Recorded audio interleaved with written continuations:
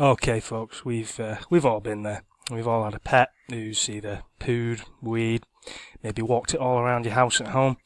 You've had the indignity of cleaning it up and putting stuff away, but you're still left with a rather horrible smell. And today we're going to learn about air fresheners. So, a lot of you might be thinking that air fresheners have very little to do with chemistry, and some of you may be thinking that it does have quite a bit to do with chemistry, and you would be right. And if I was going to ask myself the question, which air freshener should I go for, I would think that the majority of you, hopefully, would go for Febreze on the right, and not for the cheap-looking stuff on the left. But the reasons behind that maybe not so obvious, and it might not be something you've actually thought about, how an air freshener works. Okay, so let's go through this.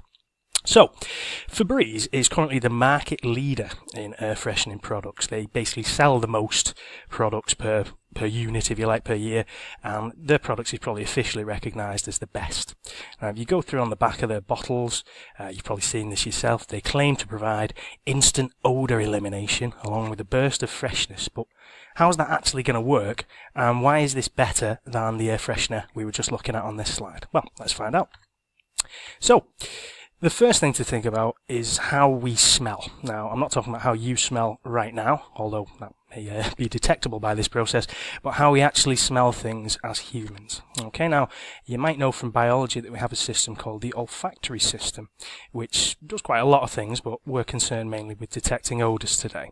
So, within your nasal cavity, as you can see on the diagram, you've got little receptor cells, little basically cells that can detect substances that give off smells, and they pass along a nervous signal along your olfactory neurons to something called the olfactory bulb, which just sits above your nasal cavity. Now that can then relay a message back to what's called the limbic system in your brain, which is a very complex system, and that allows you to detect the smell. So if you're looking at this picture here, this person's obviously smelling a rose, which is quite a nice smell.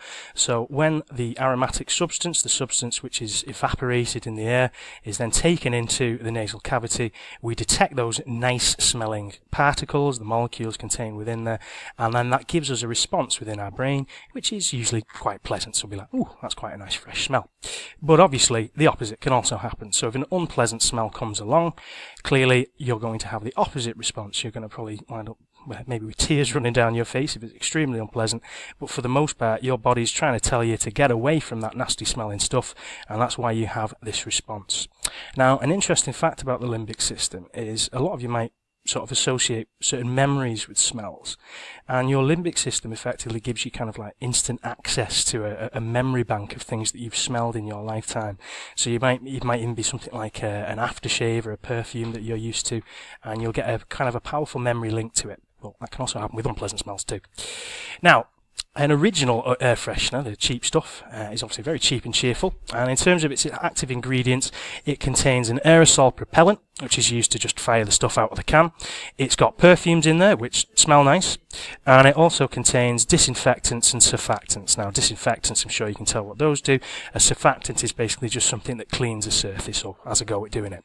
The problem with an original air freshener is that none of these substances actually react with the molecules that cause the smells. So if you've got a molecule in there, a particularly pongy molecule, just because you've coated it with this stuff doesn't necessarily mean that you've got rid of the smell. So at the best you're providing a temporary solution, because that coat is eventually going to evaporate off and you're going to be left with your original smell. Now, Febreze is obviously more expensive, but the reason for that is, in addition to containing the aerosol propellant, the perfumes, disinfectants, yada yada yada, it has an active ingredient that you won't find in most air fresheners, and that's a special little molecule which is called cyclodextrin. Now, cyclodextrins are cyclic, and that means, as you can see here, they have a circular shape, and they're made actually through bacteria digesting cellulose. Okay, and basically the reason this molecule is so important is it's got a big cavity there in the middle.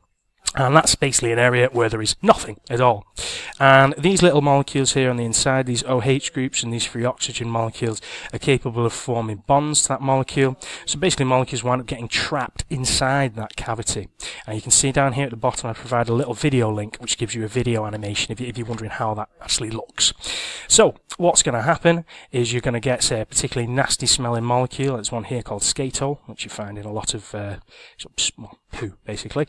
And what's going to happen is that cyclodextrin is going to ensconce it. It's going to make sure that it's trapped in the middle when it forms those bonds. As you can see on this diagram up here as well, the exterior of a cyclodextrin molecule is what we call hydrophilic. It likes water, whereas the inside is hydrophobic. It doesn't like water at all. Okay, and it's the hydrophobic interior that the molecules bond to. Now, this means that when you inhale the molecule that's now trapped in this cyclodextrin molecule, your olfactory response is now a pleasant one. You've basically tricked your brain into taking in the unpleasant molecule here in the middle, but the response that you have is pleasant because your limbic system doesn't detect it as an unpleasant molecule. Now, this is also better than normal air fresheners because you can only really reverse this process by dissolving this whole thing in water again, which means that Febreze will get rid of odours for much longer than, say, an original air freshener. And quite often, when you wash the fabric or whatever it may be off, although you've dissolved it and the smell is free again, you've actually just cleaned the surface so that it can be quite useful. So, here's a list of questions I'd like you to have a go at in relation to the topic we've just discussed. Obviously, if you want to pause and go back through the video at any point, I would recommend it.